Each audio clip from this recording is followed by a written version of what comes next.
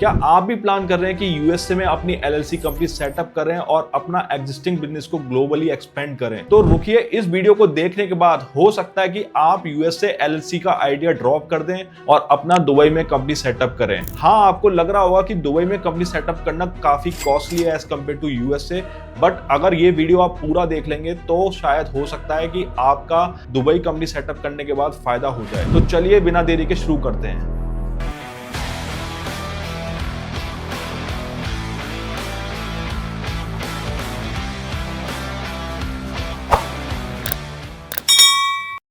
तो देखिए, अगर आप यूएसए में एलएलसी सेटअप करते हैं तो आपको वहां फेडरल टैक्स देना पड़ता है अपने प्रॉफिट पे 21%, एंड आपको फेडरल टैक्स के अलावा यूएसए के अंदर स्टेट टैक्स भी देना पड़ता है, जो कि वो वेरी करता है कि आपने किस स्टेट में अपनी एलएलसी सेटअप करी है। फॉर एग्जांपल, अगर आपने डेलावेयर में कंपनी सेटअप करी है तो आपको वहां पर प्रॉफिट का 8.7% तक का स्टेट टैक्स भी देना पड़ सकता है, in addition to the 21% federal tax. And अगर आपने व्योमिंग में कंपनी सेटअप करी है तो आपको फ्लैट फ्रेंचाइजी टैक्स देना पड़ सकता है, जो कि होता है $60 से लेके $200 तक। तो आपको लगता है कि आपका अच्छा खासा बिजनेस है और जैसे ही आप यूएसए एलएलसी सेटअप करोगे तो आपका प्रॉफिट वहां पे $1 लाख मिनिमम तो हो ही जाएगा। तो देखिए, आपको वहां पे 21% टैक्स देना पड़ेगा, फेडरल टैक्स, जो कि होगा $21,000 एनुअली। मगर आप यही कंपनी सेम बिजनेस मॉडल आप यूएई में सेटअप करते हैं तो ये टैक्स आपका होता है 0। तो जहां आप यूएसए कंपनी सेटअप में $21,000 टैक्स पे कर रहे होंगे, वही सेम चीज अगर आप यूएई से करेंगे तो आपका जो कॉर्पोरेट टैक्स होगा वो 0 हो सकता है। तो अब आप ये सोच रहे होंगे कि दुबई में टैक्स 0 तो है, बट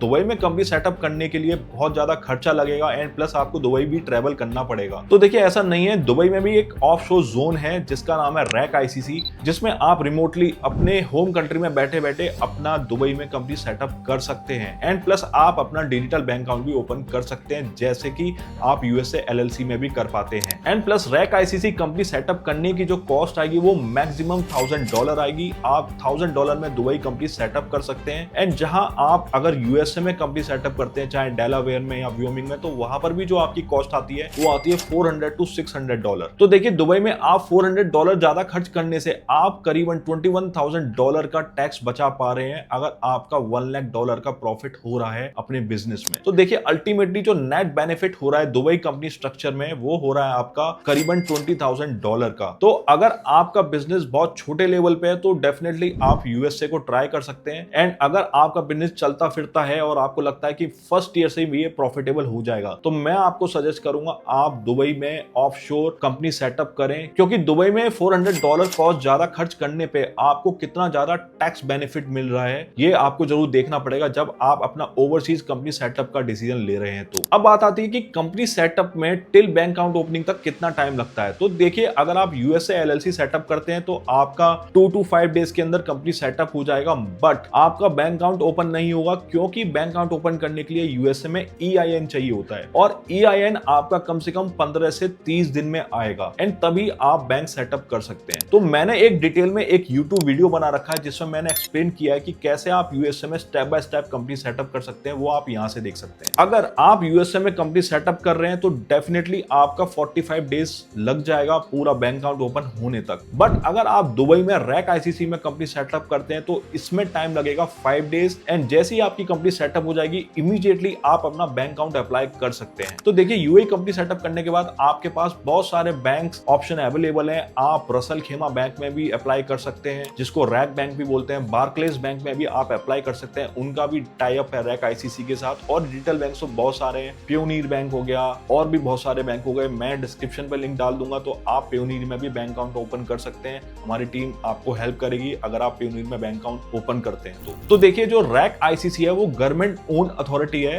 रसल खेमा एक एमिरेट्स है यूएई के अंदर, वो इसको ओन करता है, एंड उसी सेम एमिरेट्स की एक रसल खेमा बैंक भी है, रैक बैंक। तो उसका रैक आईसीसी के साथ टाई अप है। अगर आप रैक आईसीसी में अपनी कंपनी ओपन करते हो, चाहे आपके पास एमिरेट्स आईडी नहीं है, वीजा नहीं है, रेसिडेंसी नहीं है यूएई का, स्टिल बीइंग नॉन रेसिडेंट आप रैक बैंक में अपना बैंक अकाउंट ओपन कर सकते हो, बट आपको वहां पे प्रेजेंट होना पड़ेगा। तो रैक बैंक एक ट्रेडिशनल बैंक है, और अगर आपको यहाँ पे बैंक अकाउंट ओपन करना है तो आपको एक बार यूएई अपने टूरिस्ट वीजा पे जाना पड़ेगा। एंड अगर आपको यूएई नहीं जाना, आपको रिमोटली अपनी कंपनी सेटअप करनी है, रिमोटली अपना बैंक अकाउंट ओपन करना है, तो वो भी पॉसिबल है रैक आईसीसी के साथ। और एक और इंपॉर्टेंट फैक्टर है जो आपको कंसीडर करना चाहिए दुबई कंपनी सेटअप करने से पहले या यूएसए एलएलसी से, कि कहां पे फिजिकल एड्रेस की रिक्वायरमेंट है। तो देखिए, आप यूएसए में एलएलसी कंपनी ओपन करते हैं तो आपका जो एड्रेस है वो मैंडेटरी आपको लेना पड़ेगा, और ऑब्वियसली बात है आपको एक रजिस्टर्ड एजेंट को हायर करना पड़ेगा अगर आपके खुद के पास एड्रेस नहीं है तो वो आपको अपना एड्रेस देगा एंड उस बेसिस पे आपकी यूएसए एलएलसी सेटअप होगी। एंड अगर आप रैक आईसीसी में कंपनी सेटअप करते हैं तो ऑब्वियसली बात है डायरेक्टली आप रैक आईसीसी में कंपनी सेटअप करेंगे तो वो आपको अपना खुद का एड्रेस दे देंगे एंड उसमें आपको एड्रेस की जरूरत नहीं पड़ेगी। तो अब बात आती है प्राइवेसी की और कॉन्फिडेंशियलिटी की। तो देखिए, रैक आईसीसी जो है वो एक international business company corporate register है जो पूरा का पूरा एक प्राइवेट रजिस्टर मेंटेन करता है कंपनी ओनर्स का। तो ये एक पब्लिक रजिस्टर नहीं है, तो देयरफॉर जो भी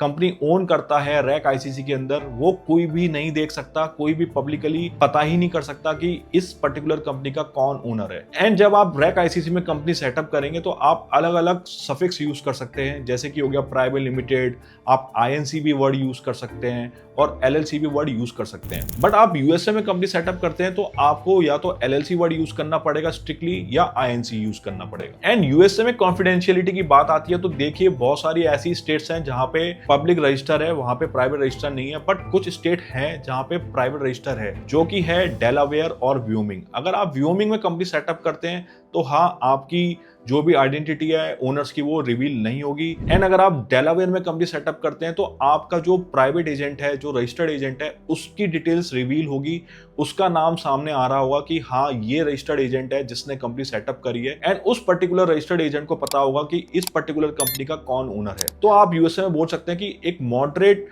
कॉन्फिडेंशियलिटी फीचर है, एंड रैक आईसीसी में देखा जाए तो एक स्ट्रॉन्ग कॉन्फिडेंशियलिटी फीचर है, क्योंकि वहां तो रजिस्टर्ड एजेंट का भी नाम नहीं पता चलता है। अब बात आती है स्पेशल पर्पस व्हीकल की। ये भी बहुत इंपॉर्टेंट फैक्टर है। अगर देखिए, आप यूएसए में स्पेशल पर्पस व्हीकल बनाते हैं तो ऑब्वियस सी बात है आपको ट्रस्ट बनाना पड़ेगा या आपको अलग तरीके से कंपनी सेटअप करनी पड़ेगी, जो आपको कॉस्टली पड़ सकती है और आपको अटॉर्नी भी बहुत एक्सपर्ट हायर करना पड़ेगा। बट रैक आईसीसी में आप सिर्फ $1000 में अपनी फाउंडेशन बना सकते हो, जो कि इक्विवेलेंट होता है ट्रस्ट के, एंड प्लस आप स्पेशल पर्पस व्हीकल कंपनी भी सेटअप कर सकते हो, जैसे कि रेस्ट्रिक्टेड पर्पस कंपनी हो गई या सेग्रीगेटेड पोर्टफोलियो कंपनी हो गई। इस पर्टिकुलर कंसेप्ट को मैंने इस वीडियो में डिटेल में समझा रखा है, तो आप यहां से देख सकते हैं। अब बात आती है कंप्लायंस की एंड रिपोर्टिंग की। तो देखिए, अगर आप यूएसए में एलएलसी सेटअप करते हैं तो आपको एक फेडरल टैक्स फाइलिंग करनी पड़ेगी, जिसमें आप 21% टैक्स पे करेंगे एनुअली बेसिस पे, एंड प्लस जिस स्टेट में आपने अपनी कंपनी सेटअप करी है तो उसकी स्टेट फाइलिंग भी होती है। एंड उसके बाद आपका एक रिन्यूअल होगा रजिस्टर्ड एजेंट के साथ, क्योंकि उसने आपको अपना एड्रेस दिया है। बट कॉन्ट्रेरी, अगर आप रैक आईसीसी में कंपनी सेटअप करते हैं तो बस आपको वहां पे कॉर्पोरेट टैक्स फाइलिंग करनी होगी,